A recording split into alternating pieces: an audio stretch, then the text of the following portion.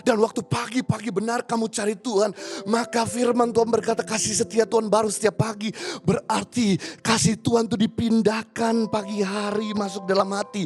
Kasih itu panjang sabar, kasih itu murah hati, kasih itu tidak cemburu, kasih itu memaafkan. Kenapa kita susah memaafkan? Kenapa kita susah lemah lembut? Karena tidak ada kasih di pagi hari. Makanya kenapa Yesus dihantam, Yesus dijelek-jelekin, Yesus diomongin, Yesus disiksa. Dia pagi-pagi benar dia cari Tuhan dulu.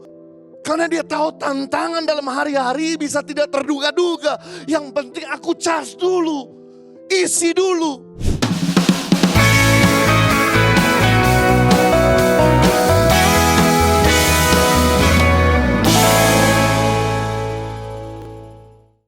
Yang kedua, barometer dari seseorang itu sehat atau tidak, bertumbuh atau tidak, memiliki kesadaran akan keberadaan Tuhan dalam setiap aspek kehidupannya. Memiliki kesadaran untuk mencari Tuhan. Mencari Tuhan itu bukan suatu kewajiban. Mencari Tuhan adalah suatu kerinduan. Saya nggak tahu saudara, kalau saudara itu ditelepon sama orang tua, apakah itu jadi beban atau jadi kesukaan? Tapi istri saya sama anak saya yang di Singapura, mereka saling terus WA. How are you mommy? What are you doing mommy? Padahal anak kami udah usia 17 tahun. Sementara lagi 18 tahun, si kembar itu. So mami, bisa kita kumpul untuk berdoa malam sebelum tidur. Wow, dia ada kerinduan untuk mencari orang tuanya. Untuk ketemu sama orang tua bukan jadi satu beban. Bukan satu keharusan, tapi satu kerinduan. Ketika dia sedang nyusun skripsi 20.000 kata. Di 7.500 kata dia stuck. Mami, I cannot do any more to writing the word for my thesis. Kemudian maminya sengaja cancel jadwal pelayanan.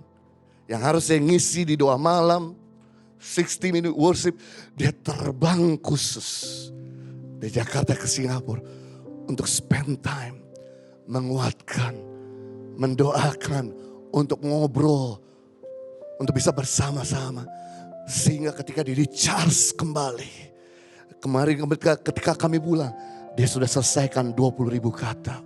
Wow, keberadaan orang tua bagi anak sangat punya pengaruh yang besar. Demikian keberadaan Tuhan dalam hidup kita punya pengaruh yang sangat kuat dalam hidup kita. Saya bersyukur dalam Alkitab, di mana ada contoh-contoh yang nyata. Daniel berdoa 1 hari 3 kali.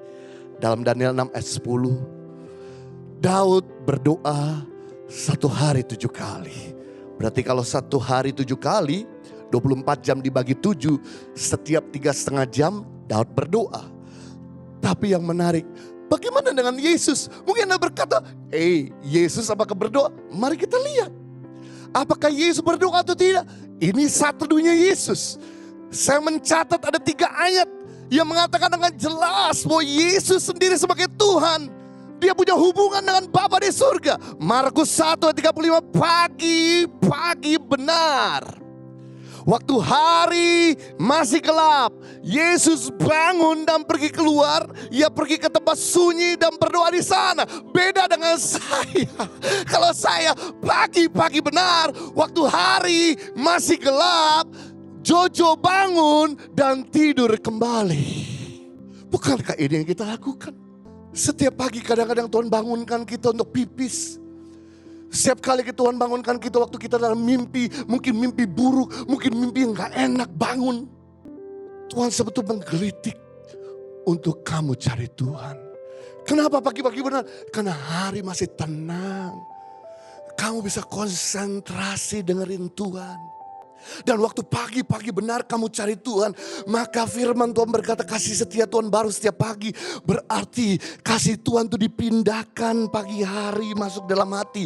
Kasih itu panjang sabar, Kasih itu murah hati, kasih itu tidak cemburu, kasih itu memaafkan. Kenapa kita susah memaafkan? Kenapa kita susah lemah lembut? Karena tidak ada kasih di pagi hari. Makanya kenapa Yesus dihantam, Yesus dijelek-jelekin, Yesus diomongin, Yesus disiksa. Dia pagi-pagi benar, dia cari Tuhan dulu. Karena dia tahu tantangan dalam hari-hari bisa tidak terduga-duga. Yang penting aku charge dulu, isi dulu. Ibadah Impact Community Indonesia menjadi 5 sesi. Ibadah jam 8 pagi, jam 10, jam 12 siang, jam 3 sore, dan jam 5 sore. Seluruh ibadah berlangsung on-site di Mall of Indonesia, lantai P3, Kelapa Gading, Jakarta Utara.